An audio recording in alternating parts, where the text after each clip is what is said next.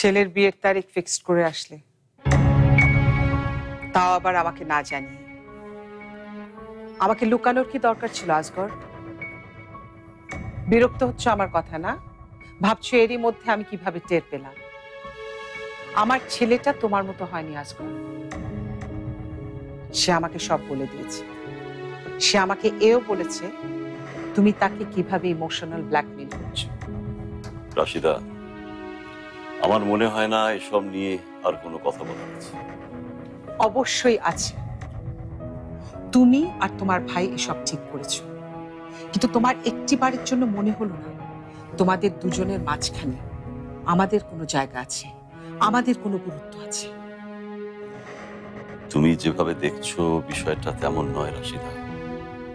Doctor বলেছে ভাইজানের বেঁচে থাকার সম্ভাবনা খুবই কম, যে কোনো সময় উনি মারা যেতে পারেন। তাই সবকিছু এরকম তাড়াতাড়ি করতে হচ্ছে।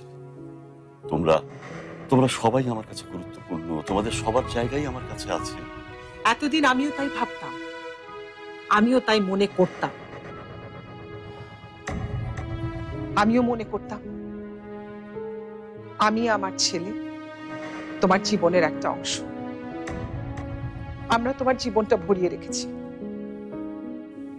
কিন্তু না, আজকে আমার মনে হলো তোমার জীবনের সবচেয়ে বেশি গুরুত্বপূর্ণ তোমার ভাই আর তোমার ওই ভাইয়ের মেয়ে। আমি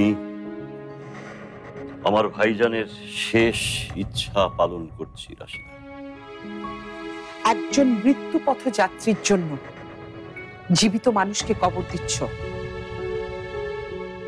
একজন মরতে যাওয়া মানুষের জন্য জীবিত মানুষ, তাও আবার নিজের ছেলের জীবন নষ্ট করছো। এটাই তোমার বিচার? এটাই তোমার বিবেক? কারো জীবনই আমি নষ্ট করছি না রাশিদা। তুমি তোমার ভাইয়ের প্রেমে অন্ধ হয়ে গেছো, তাই কিচ্ছু দেখছো না। তুমি আসলেই তোমার ছেলের জীবনটা নষ্ট করছো।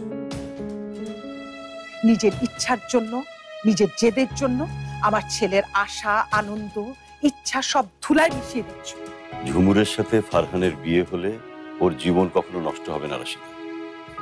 ঝুমুর খুব ভালো মেয়ে, তাই ভাইজান ওকে খুব ভালোভাবে মানুষ করেছে। আচ্ছা,